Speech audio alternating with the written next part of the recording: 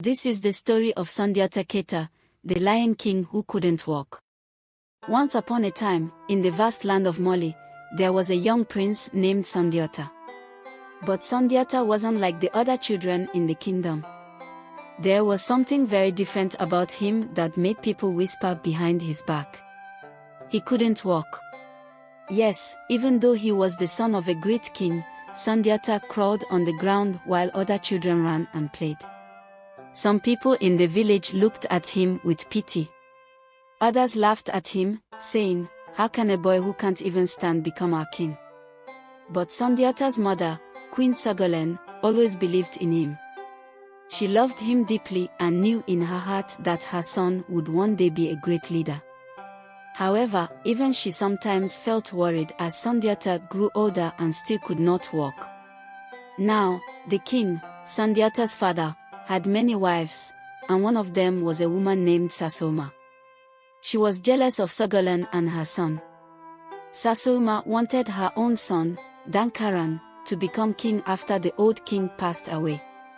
So, she began to plot against Sundiata and his mother. When the old king finally died, Sasouma quickly took control.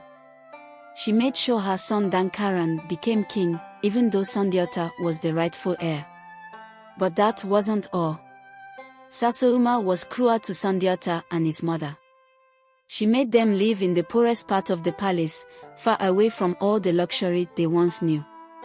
"Look at your son," she would sneer at Ségolène. "He will never be a king. He can't even walk." These cruel words made Sundiata sad, but they also made him determined. He didn't want his mother to cry anymore.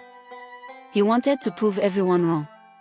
He wanted to stand up, not just for himself, but for his mother, for his family, and for the people who believed in him. One day, after hearing Sasouma's mocking voice yet again, Sundiata made a decision. He called for a special iron rod to be made. The blacksmith worked hard to create a strong, sturdy rod just for him. When it was ready, Sundiata took a deep breath.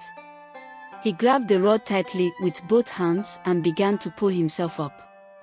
The people who saw him were in shock. They had never seen him try to stand before. At first, his legs wobbled, and his body shook. He struggled hard, and the iron rod began to bend under the pressure. Sweat poured down his face. It seemed like he might fall back down. But Sundiata didn't stop.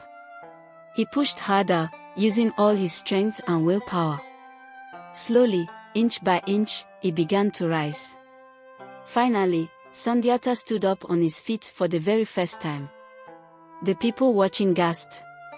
The boy who had crawled all his life was now standing tall like a lion.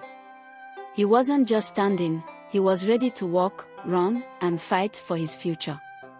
From that day on, Sundiata practiced walking every day.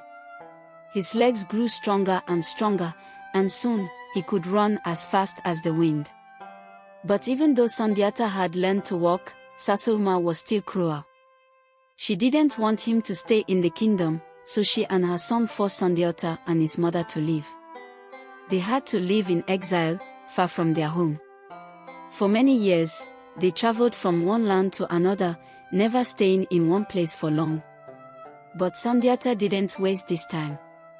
In every new land, he learned something valuable. He learned how to lead, how to be wise, and how to fight. He became strong not only in his body but also in his mind and heart. Years passed, and Sundiata grew into a brave and powerful man. He had become a leader, but he never forgot his home, Mali. One day, news reached him that the kingdom of Mali was in great trouble.